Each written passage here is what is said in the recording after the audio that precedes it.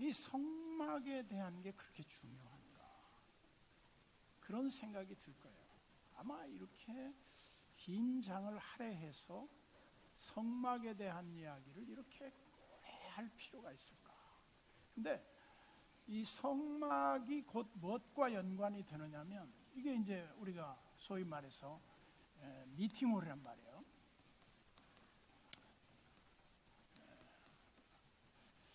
홀이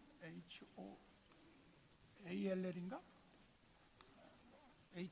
HALL인가? 잘 모르겠다. 내가 공부를 잘 못해가지고.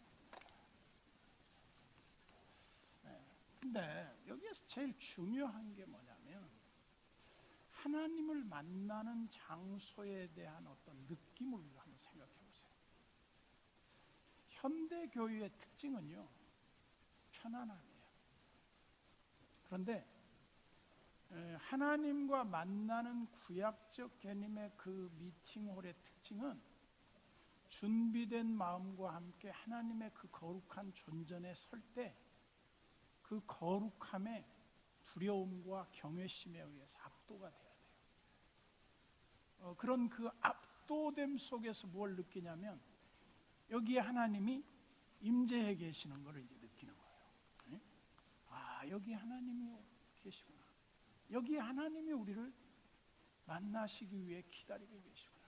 그래서 우리가 하나님 앞에 나올 때 옷깃을 여미는 거예요. 조심스러운 거예요. 함부로 못하는 거예요. 왜냐하면 하나님의 그 크심과 위대하심 앞에서 우리가 한마디로 경외감 때문에 압도가 되는 거예요. 그게 예배자의 굉장히 중요한 요소거든요. 근데 이 성막을 세우는데 그렇게까지 강조할 필요가 있을까? 가치로 따져보면 뭐 그렇게 큰 적이는 아니에요.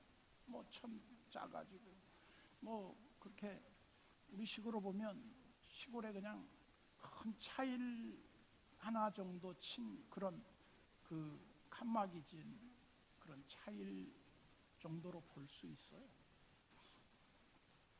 그런데 여기 보면 이제 우리 두 가지가 필요해요. 뭐가 필요하냐? 첫째는 재능 기부가 필요해요. 재능. 누군가 이 은사가 있는 사람 이런 일을 하지 아무나 못하거든요. 재능 기부가 필요하고, 두 번째는 헌물이 필요해요. 근데 이 헌물은 반드시 자원이어야 돼요. 자원. 억지가 아니에요. 근데 사람들이 인색하고 마지못해 억지로 뭘 한다. 이게 현대인들에게 있어서 극도의 자기 이기주의예요. 이게 뭐냐면 내 걸 포기하지 않는 거죠. 여러분들이 예를 들어 봅시다.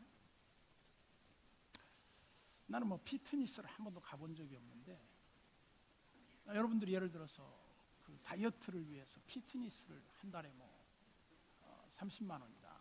얼마인지 모르겠어요. 그냥 내가 추정해 보는 거예요. 1년 끊으면 예를 들어서 300만 원인데 360만 원인데 250만 원에 끊어주고. 그래서 예를 들면 뭐 끊었어. 거기에는 막 열심히 갖다 주고 뛰고 가는데, 예를 들어 지금 나 오늘 또 편지를 하나 받았는데, 목사님, 선교사님 편지가 왔어. 캄보디아에 예배당이 없는 곳이 많습니다. 그런데 캄보디아 예수님 교회를 꼭 하나 세워주십시오. 한 2천만 원 듭니다. 편지가 딱 왔는데 계속 머릿속에 남는 거예요. 야, 이걸 어떻게 지어줘야 되나? 물론 여러 방법이 있죠. 그런데 나는 이거는 좀 우리 교인들이 누가 자원하는 마음으로 한 사람이 해도 좋고, 아니면 십시일반으로 우리가 한번 캄보디아 예수님 교회 제1호 교회를 해외에 하나 세우는 거, 매년 하나씩 세워나가는 것도 어떨까 하는 그런 생각이 딱 드는 거예요. 그 선교사님이 잘 그런 부탁 안 하는 분인데 그렇게 편지가 왔어요.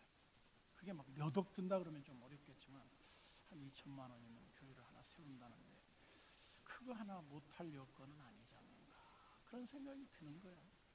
그래서 어쨌든 우리가 이제 하나님 앞에 드리는데 두 가지가 들어가요. 하나는 내 재능이 들어가요. 하나님 앞에 바쳐 또 하나는 내가 갖고 있는 어떤 거를 하려고 하는데 그거를 줄여서 하나님 앞에 드려야 되는 거예요. 내 거가 절제가 안 되고 하나님 앞에 드릴 수는 없거든요. 이게 참 우리가 이제 그 자기 마음이 가는 거예요. 벌써. 여러분들이 보면 그럴 거예요. 난 누군지 모르지만 여기 여러분 뒤에 지금 기둥나무에 있는 모니터 누군가 불편해서 목사님 제가 헌금하겠습니다. 모니터 뒤에다 달아주십시오. 나는 당연히 밑에인 줄 알고 달았는데 위에라는 거예요. 그래서 위에 아래까지 다 달아버렸지 그냥. 그래서 달아지게 된 거예요. 누군가 불편한데 그 사람 때문에 그게 헌물에 의해서 그게 이루어진 거죠. 마찬가지예요. 뭐 예를 들어 우리 교회 와서 예배드렸는데 막 무릎이 시렸고 너무너무 추웠다. 목사님 내가 히팅 시스템을 제가 담당하겠습니다. 예를 들어 그렇게 할 수가 있어요. 물론 교회에서도 할 수 있지만은 그래서 자기가 불편한 어떤 것을 다른 사람의 불편하지 않도록 내가 헌신을 하는 거죠. 저는 교회 가서 무릎 시린 교회는 절대 오래 안 있습니다. 빨리 예배드리고 집에 가버립니다. 그래서 교회는 겨울에 따뜻하고 여름에는 조금 좀 시원하고 이런 기능이 기본적으로 안 돼 있으면 사람들이 교제하고 이 만나는 시간을 가질 수가 없어요. 그래서 여러분들이 한번 생각해 보세요. 하나님은 나를 무엇으로 부르시고 하나님은 나를 무엇으로 내게 요구하실까? 한번 생각해 보는 거예요. 지금 우리 단기 선교팀들이 지금 한 9명이 전에 우리 교회 부교육자였던 배환 선교사님 그 이산 지역인가? 그 어디죠? 이산이 아니라 우번 지역. 작년에 제가 거기 한 87명 선교사님들 제가 세미나 인도했더니 목사님 또 와주세요 그랬는데 어쨌든 참 조금 외진 곳이에요. 태국에서 비행기 타고 또 방콕에서 한참 가는데 월요일 날 아침 6시 반에 내가 출발 기도해 줬는데 그날 저녁 2시간이 여기보다 늦거든요. 태국이 시차가. 근데 11시쯤 도착을 하더라고요. 그래서 어쨌든 이 그 단기 선교든지 우리가 선교든지 새해에는 여러분들이 한번 하나님을 위해서 뭘 좀 드릴까? 그 중에 선교에 대한 헌신을 좀 꼭 했으면 좋겠어요. 오늘 이상하게 그 편지가 자꾸 머릿속에 남아요. 다른 편지 그냥 집어 던져버리기도 했는데 그래서 오늘 여기 보면 이제 성막에 대한 헌물을 모세가 가져오게끔 하는데 두 가지라고요. 아까도 말씀드린 대로 재능이 있는 사람 나와라. 그리고 헌물 있는 사람 그 헌물 중에서 시시한 게 없어요. 제가 꼭 한번 입어보고 싶은 옷이 하나 있다 그랬죠. 무슨 옷이요? 지난주에 말했어. 다 잊어버렸어. 뭔 가죽? 해달의 가죽. 나는 해달이 뭔진 잘 모르지만 아마 그냥 우리가 일반적으로 보면 물개의 가죽, 그 바다에 사는 물개의 가죽이 가죽 중에 최고인가 봐요. 모르겠어요. 저는 아직 본 적도 없고 만져본 적도 없고 잘 모르지만 성경에 보면 꼭 요구하실 때 하나님이 해달의 가죽과 청색, 자색, 홍색, 가는 150수 실과 물론 그때 당시에 뭐 150수가 있었겠습니까? 그때 당시에 그 실로 이렇게 뽑을 수 있는 기술로서는 가장 정교하게 가늘게 꼰 그런 실이었겠는데 그 실이 왜 가는 게 고급이었겠어요? 부드러움, 가벼움, 그 다음에 거기 그걸로 인한 그 정성, 그 다음에 그 기능적인 측면에서 어떤 그 질긴 거 이런 게 모든 게 들어있을 거라고 봐요. 막 투박한 거 그럼 찢어지고 그럴 거 아니에요. 그 몇 겹으로 꼬아가지고 막 그렇게 해서 튼튼하게 이렇게 옷을 지었을 거라고 보는데 어쨌든 여기에 들여진 거는 시시한 건 하나도 없습니다. 전부 다 소중한 것들이에요. 하나님이 왜 이렇게 소중한 것을 원했을까? 그것은 하나님을 존중하는 마음이 깃들어야 됩니다.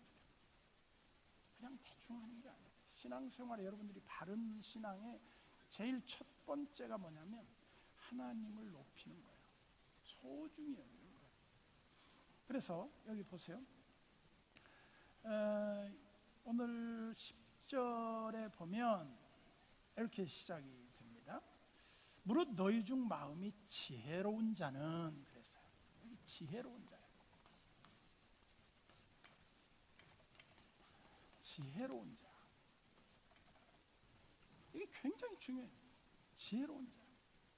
그 다음에 또 뭐가 중요하냐? 10절 하반절 보세요.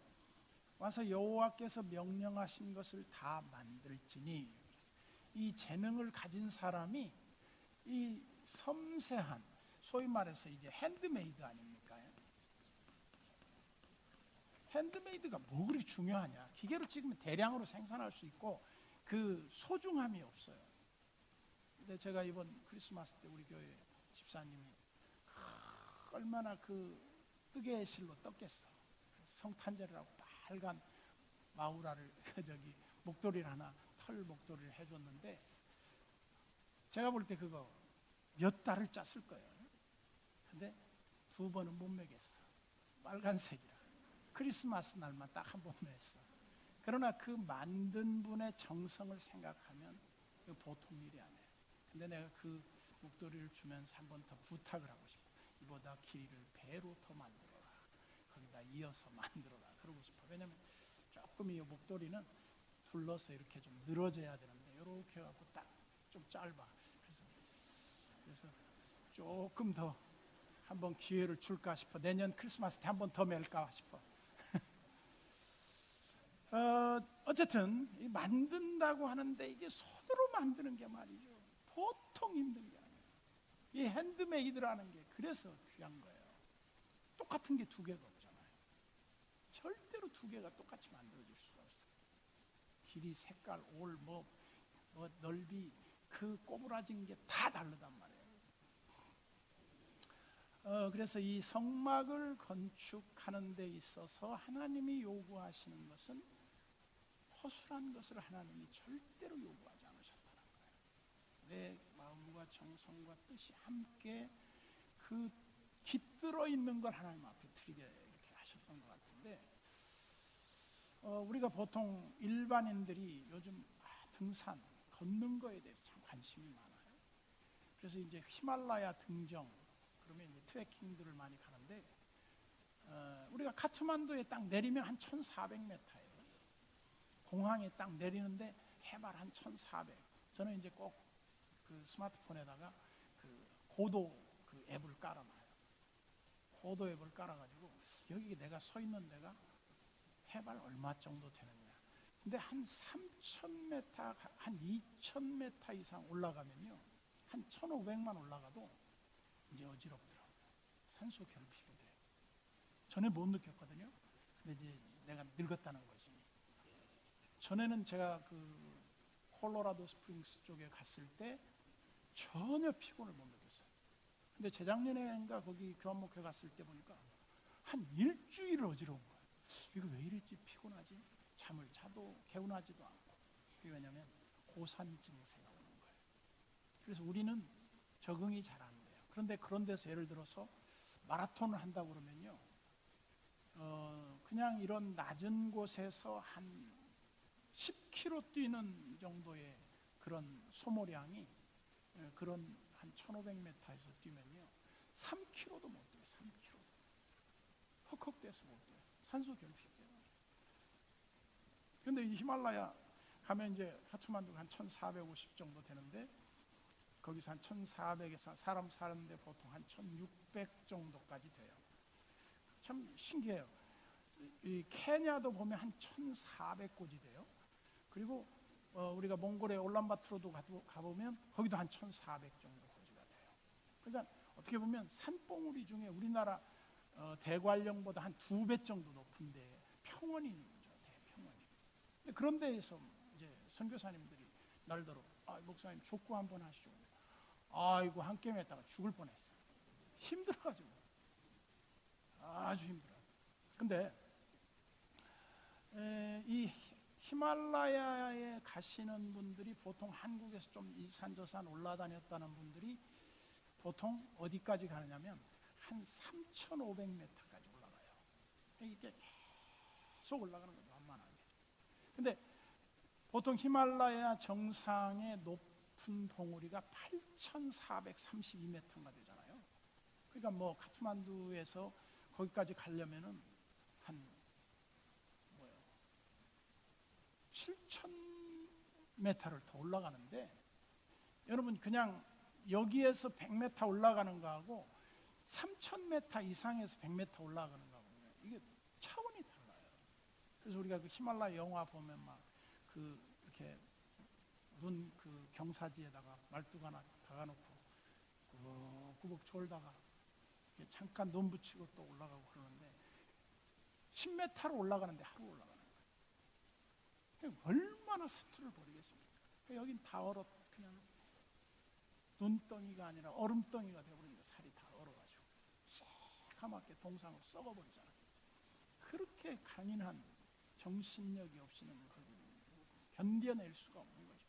근데 보통 그 7, 8,000m 넘는 그런 봉우리가 한 100개가 넘는다고 그러는데 일반인들은 거기 접근을 못해요. 올라갈 수가 없어요. 근데 여기 올라가려면 어떻게 해야 돼요? 반드시 준비가 필요해요. 적응 훈련이 필요해요. 엄청난 적응이 필요해요. 그래서 무산소 등정을 하려고 하면요, 예를 들면 3,000m에서 자기가 한 일주일 살아봐야 돼요. 그리고 한 4,000m에서 또 한 일주일 정도, 열흘 정도 살아봐야 돼요. 그러니까 차원이 다른 거예요. 이렇게 뭐 우리 북한산 올라갔다 내려오는 거 그런 걸 생각하면 안 돼요. 이게 막 자기 한계를 뛰어넘어야 하는 그런 준비가 필요하다는 거죠. 마찬가지예요. 하나님의 일을 하는데도 반드시 뭐가 필요하느냐? 미리 계산이 필요해요. 미리. 계산이라기보다는 예산이죠. 예산을 해보는 거예요. 야, 여기 가서 어떻게 하고, 여기 가면 어떤 일이 있고, 여기 가면 온도가 얼마나 떨어지고, 여기는 어떤 그 어려움이 있을 텐데, 지금 어떤 치밀한 계획을 다 세워야 돼요. 앞서간 사람들의 얘기를 다 참조해야 돼요. 그렇게 해야 이거를 이룰 수 있는 거죠. 가다가 말아버리면 사람들이 얼마나 웃겠어요. 제가 이 교회 건축할 때 처음에 딱 이거 지하 딱 파니까 우리 돈 2억 5천인가 밖에 없었는데 돈 딱 떨어져 버려요. 어떻게 했죠 이거를? 그때 딱 IMF 대출 규제 딱 묶였는데 방법이 없는 거예요. 그래서 야, 이거 뚜껑만 덮어갖고 쓰자. 그래도 천막보다는 낫지 않냐? 근데 어떤 믿음 좋은 집사님 한 분이, 아, 목사님 내친 김에 그냥 짓죠. 아, 누가 안 짓고 싶냐? 다 짓고 싶지. 근데 뭐 여건이 돼야 짓지. 참, 여러분 지금 앉아서 이게 예배 드리는 기적 아니에요? 그러니까 한마디로 이게 어떤 일이 결과가 된 걸 보면 쉽지만 그 과정을 보면 쉽지 않단 말이죠. 엄청 어려운 거예요. 그래서 여기 11절을 보세요. 이제 모세가 백성들에게 이렇게 명하는 헌물들인데, 첫째는 이제 성막과 천막과 그 덮개와 그 갈고리와 널판과 그 띠와 기둥과 그 받침과, 그러니까 성막이 이렇게 이제 생겼을 텐데,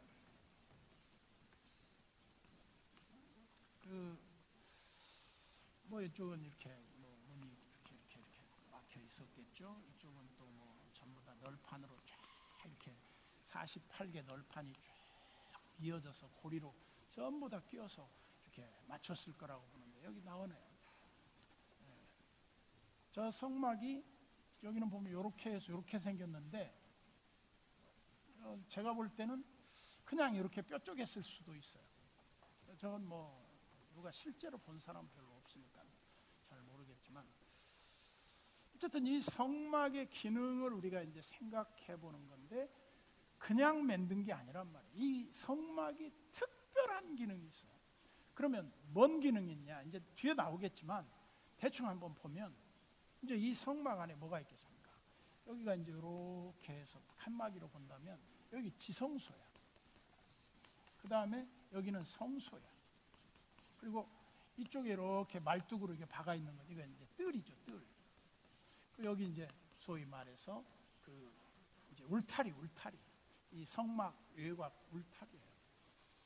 근데 이방인들의 뜰이라고도 해, 이쪽을. 이방인의 뜰이라고도 하는데 여기는 절대로 여기에 유대인 아닌 사람이 들어갈 수 없어. 할례받지 않은 사람. 할례받고 이제 이방인 같으면 머리를 깎고 뭐 결례를 따라서 뭐 일정한 예식을 치른 다음에 들어갈 수 있는데, 어쨌든 여기 이제 일반인들로 보면은 이 뜰밖에는 못 가는 거예요. 근데 하나님이 여기 계시는데 제가 볼 때는 이쪽 어디인가는 구멍이 뚫려 있을 것 같아. 안 봤어. 뭐 일단은 말도 들은 적이 없어. 근데 제사를 드릴 때 번제를 드리고 거기다가 이 그 짐승의 피를 가지고 들어가서 양푼에 담아서 제사장이 뿌릴 거 아니에요. 지성소에 들어가서. 그러면 이제 태워서 번제로 올라가는 것도 있지만 피를 뿌리는 것만도 있을 거란 말이에요. 그러면 이 안에 막 진동할 거 아니에요. 피비린내가. 그럴 거 아니에요. 그 피비린내가 장난이 아니었을 거예요. 막 그냥 그 비위 약한 사람은 막 토해버렸을 거예요. 그러면 이 뭔가 이쪽으로 이 그 환기통 같은 기능이든가 뭐가 이제 올라가겠죠. 그리고 이제 여기 번제를 여기서 태워드린다 그러면 이 번제를 태워드리는 그 사이에 연통을 통해서 이게 막 하늘 높이 치솟는 그런 임재의 상징인 뭔가 그 하나님의 그 거룩한 번제 제물이 태워질 때 막 이게 올라가는 게 저 멀리 있는 사람들이 보였을 거란 말이에요. 지금 필리핀 따가이 그 지역에 보니까 화산재가 와가지고 저한테 선교사님이 사진을 보냈는데 보니까 막 화산재가 이렇게 덮였어. 온통 다 덮여버렸어. 잿빛이 완전히. 이야. 그리고 이제 마닐라 공항은 폐쇄되고 한 2천여 명 넘는 그 승객들이 비행기 뜰 수가 없고 내릴 수도 없으니까 전부 다 거기 대기하고 있는데, 아마 모르긴 해도 거기 있는 분들이 비행기를 기다리고 있겠죠. 그렇지 않으면 뭐 모르긴 해도 거기서 클락이나 이쪽 공항으로 이동해서 이제 버스로 한 두세 시간 넘게 막 달려가야죠. 그래서 이제 거기서 오는 방법이 있을 텐데, 어쨌든 뭐 우리나라 정부에서도 한국 그 관광객들이나 방문한 분들이 발이 묶여 있는 걸 보고 외교부에서 뭐 온갖 노력을 다 할 거예요. 이동 수단을.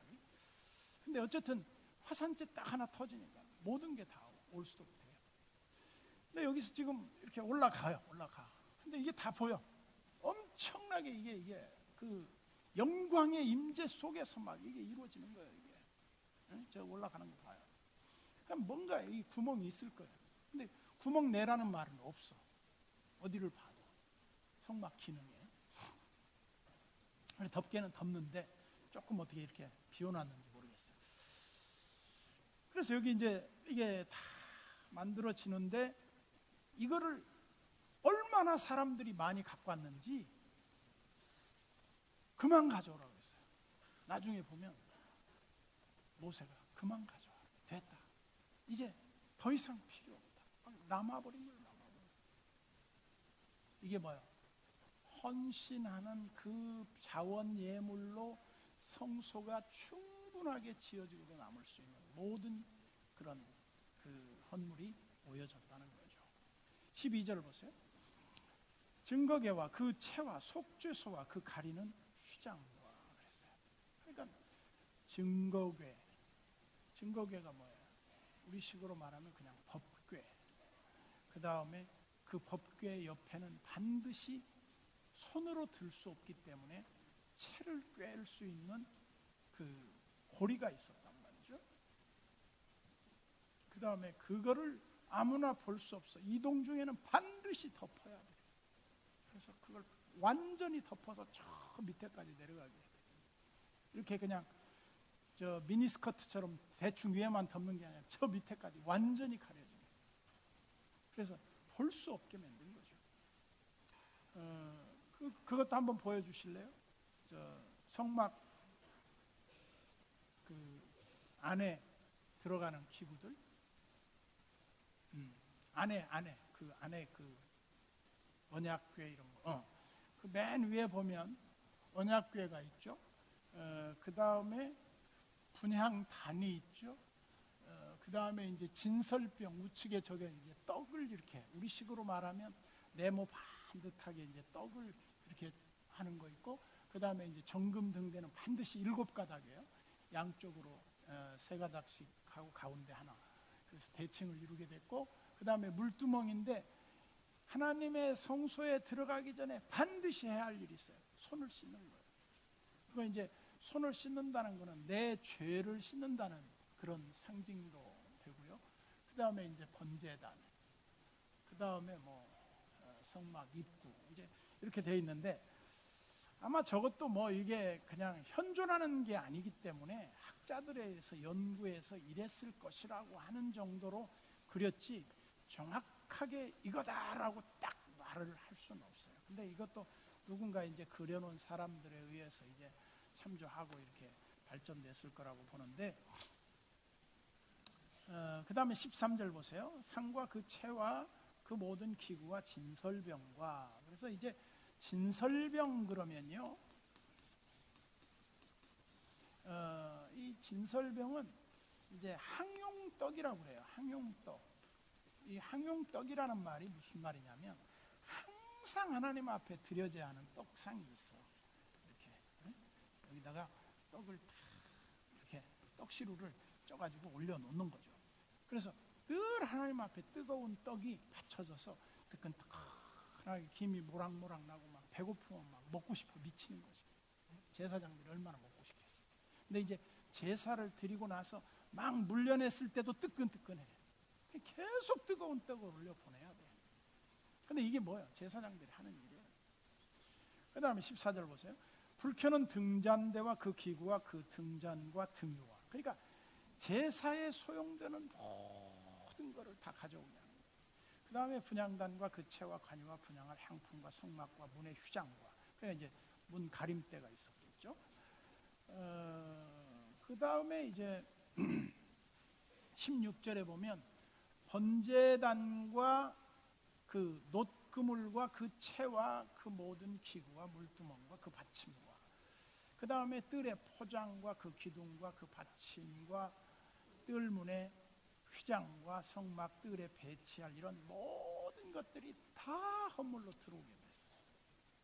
그러면 여기에 이런 그 제물 드리는 모든 곳에 또 하나님 앞에 이렇게 태워드리는 것에는 전부 다 놋으로 또 쌌어요. 그리고 이제 18절 보세요. 장막 말뚝과 뜰의 말뚝과 그 줄과. 이제 말뚝을 왜 만들겠어요? 우리가 그 텐트를 쳐보면은 알지만 텐트를 칠 때 이 텐트가 가벼우면 이게 넘어져 버리잖아요. 바람에 날아가기도 하고. 그래서 반드시 이걸 당겨가지고 그 말뚝을 받고 거기에다 단단히 고정을 시켜야만이 이게 안 날아간단 말이에요. 그래서 그런 그 기능을 했는데, 마찬가지죠. 성막도 움직이지 못하도록 그렇게 돼 있었단 말이죠. 그리고 이제 끝으로 이 19절에 보면 성소에 섬기기 위하여 정교하게 만든 옷. 이제 제사장이 오시겠죠. 제사장이 오신데, 제사장이 옷이 이제 뭐 이렇게 해가지고 이제 사람들이 이제 이렇게 입는 건데, 이렇게 옷이 굉장히 고급 옷이에요. 근데 이 옷을 만드는 방법도 굉장히 어려워요. 그 옷도 저기 고쟁이 있고 그 위에 바지나 치마가 있고 그 위에 또 두루마기 같은 조끼가 있고 말이죠. 이런 게 이제 다 정교하게 만들었어요.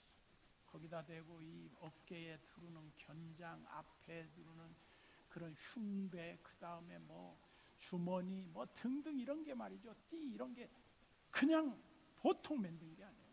이때 지금 만든다면 이런 게 별거 아니겠지만 그때 당시의 기술로서는 최고의 기술이었을 거예요. 생각해 보세요. 지금으로부터 4,500년 전인데 4,500년 전에 그 기술로 저런 걸 어떻게 다 만들겠어요? 대단한 거죠. 그러니까 우리가 지금 한 50년 전에 우리가 시골에 살 때 말이죠. 시골에 집이 꽤 컸어요. 안방에 가면은 우리 식구들이 다 10명 가까이 됐는데 다 안방에 산이불 덮고 잤거든.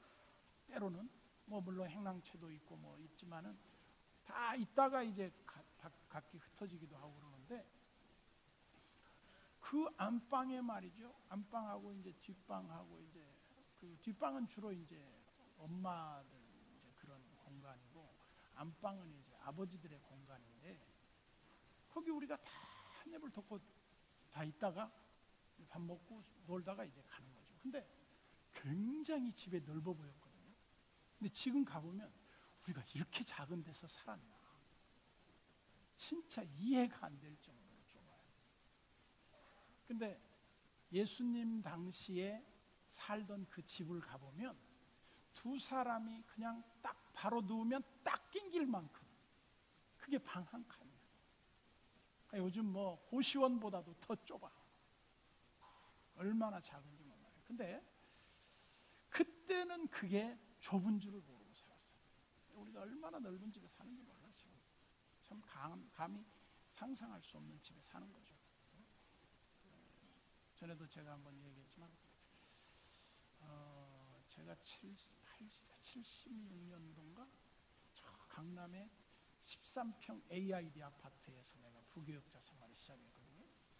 전도사, 교육전도사 시작을 했는데 와, AID 아파트 13평짜리 내가 그때 얼마나 부러워했는지 몰라. 이야, 이렇게 좋은 아파트가 있나. 근데 나중에 보니까 24평 주공 아파트 우리 장로님 딸이 살더라고.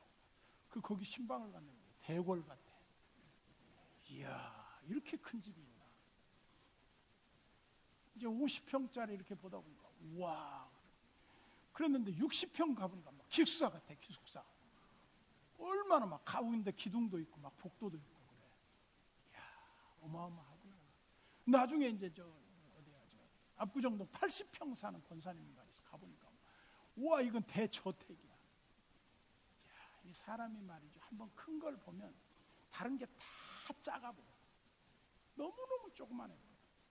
참 간사한 거 인간의 마음. 그래 뭐 제가 이렇게 저 우리 이제 안 나오시지만 중국 심천에 있던 우리 저 삼성 반도체 집사님 한 분 계셨거든. 그 안에 이제 돌아가셨지만 그래 이제 제가 그 집에 가봤더니 80평짜리 복층 아파트에 살더라고. 와, 중국 사람들은 뻥도 세고 집도 크고 그래. 근데 이 성막은 그렇게 안 컸어요. 근데 그때 당시로는 엄청나게 크게 느껴졌을 거라고. 생각해보세요. 연약한 데 살던 사람들이 이게 막 우리 한 이 예배당만 했다고 생각해보세요. 이거 지금 우리가 하도 큰 데 많으니까 그러죠. 이거 옛날에 이런 건물 하나 있었다고 생각해보세요. 우와, 촌놈들 다 기절해버리죠. 그랬을 거예요.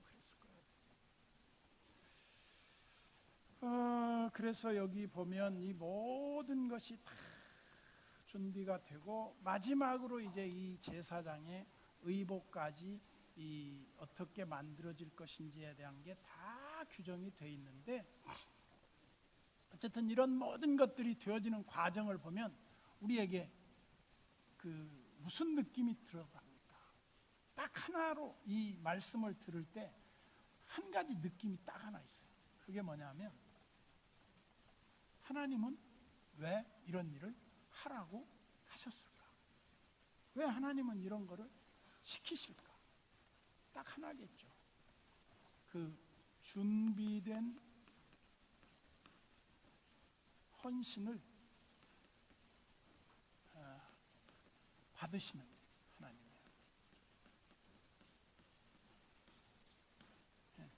하나님이 준비 없는 걸 받으시는 분이 아니다. 그리고 최상의 것을 원하시는 분이다. 그냥 우리 쓰고 다 쓰고 그냥 좀 이렇게 찌꺼기 같은 거 이렇게 하나님 앞에 드리는 게 아니라는 거죠. 그래서 이런 그 정신을 한번 우리가 생각해보고 현대인들의 신앙관과 그 고대 신앙인들이 같은 하나님을 믿으면서 하나님을 지금 우리가 어떻게 홀대하고 있는가를 생각해 보면 돼요. 한 번쯤 우리가 우리 자신을 한번 냉철하게 들여다볼 필요가 있다. 기도합시다. 하나님 아버지 감사합니다. 우리가 하나님께 나와 예배할 때 하나님을 존중하고 하나님을 최고로 높이고 하나님의 크심을 깨달아 알고 그 하나님 앞에 가장 존귀함을 드리는 우리 신자들의 합당함이 있게 하시되 오늘 구약의 성도들이 하나님 앞에 헌신하는 이 모습을 보면서 우리가 어떠한 자세로 하나님 앞에 나아가야 할지를 생각해 보게 하시고 하나님이 우리에게 요구하시는 결코 무리한 요구가 아니라 하나님이 기뻐 받으실 만한 영광의